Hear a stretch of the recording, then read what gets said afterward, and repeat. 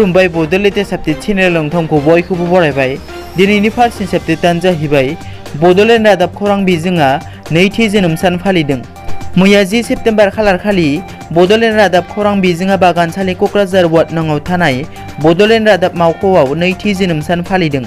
बे जोनोम सान फालिनायाव 2019-20 मायथाइनि साबसिन फट'ग्राफि महरै सिबिथाय होबोनाय क'क्राझार जिल्ला सालाकाटि हालामनि सिङाव थानाय फुकागाव गामिनि थागिबि बिरदाव ब्रह्म आरो बड'लेण्ड रादाबनि साबसिन खौरांगिरि महरै चिरां जिल्लानि बिजनी फानबारि गामिनि मुसुखा ब्रह्म बिथाङा बड'लेण्ड रादाब बान्थाखौ मोननो हादों। नैथियाव दङ बिटिसिनि बिसायख'थिया दुर्गा फुजानि सिगांनो जानो हागौ। बिटिसिनि बिसायख'थिया दुर्गा फुजानि सिगाङावनो जानो हागौ होननानै मन्त्रि भबेश कलिताया खौरांगिरिफोरनि सिगाङाव बुंथिदों। बाक्सा जिल्लानि मुसलपुराव बिजेपिनि दोलोआव हाबनाय मेलाव बिसायख'थि जानो हागौ होननानै फोरमायो। कर'ना भाइरासनि गोसारनायखौ नोजोर लाखिनानै बिसायख'थि आय'गआ बिसायख'थिनि सानखौ फोसावनो हासिगौ होननानैबो बिथाङा फोरमायदों। मख'नो गोनांदि बिटिसि ओनसोलाव फैबाय थानाय बिसायख'थिखौ लानानै दोंहाव बारगासिनो दङ। थामथियाव दङ सराइदेवनि काकतिबारियाव सानै सेंग्राखौ हमदों। सराइदेव काकतिबारि ट्रलि आलि ओनसोलनिफ्राय आसाम पुलिस आरो आसाम राइफला सानै सेंग्राखौ आइजेंजों लोगोसे हमदों। आसाम पुलिसनि सोलोंनि खौरां बादिब्ला आसाम पुलिस आरो आसाम राइफलनो स्रुत खौरां होनाय जादोंमोन दि सानै सेंग्राया डाम्पाराव आइजें लानानै फैगासिनोमोन। काकतिबारि राजघर लामायाव हरनि 8 रिंगासोआव गंथाम डाम्पाराव पुलिसा सिग्रोमनानै सेंग्रा सानैखौ हमनो हायो आरो बे हमजानाय सेंग्रा सानैखौ 24 बोसोर बैसोनि धनिराम बरा आरो 26 बोसोर बैसोनि कामाख्या मरान होनना सिनायथिनाय जादों।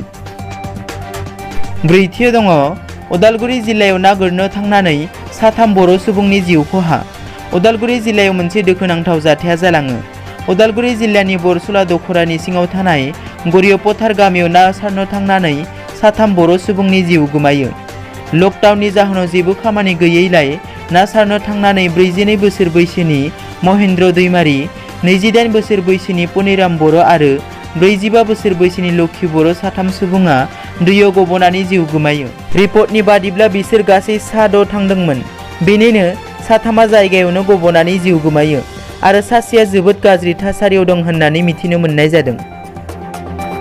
बाथियाव दङ गुवाहाटी उलुबारियाव सासे सुबुङा बुथारजादों। मैया बृहस्पतिबार खालि गुवाहाटी उलुबारि ओनसोलाव सासे बैसो जानाय सुबुङा बुथारजादों। बुथारजाग्रा सुबुंखौ सन्जय साहानि होनना सिनायथिनाय जादों। रिपर्टनि बादिब्ला लामायाव थाबाय थानाय सासे खर' गाज्रि सुबुङा सन्जय साहानिखौ अन्थाइजों खर'आव खुबैनानै बुथारो। बे जाथायनि उनाव सन्जय साहानिखौ देहा फाहामसालियाव थिसनदोंमोनब्लाबो बिथाङा गावनि बेसेन गोसा जिउखौ खोमानो गोनां जायो। मख'नो गोनांदि बे जाथायनि उनाव ओनसोलनाङै गिख्रंथाव थासारि सोमजिदों। दिनैनि रादाबा एसेनोसै। नोंथांमोना जुदि आंनि चेनेलखौ दासिमबो साबस्क्राइब खालामाखै अन्नानै साबस्क्राइब खालाम।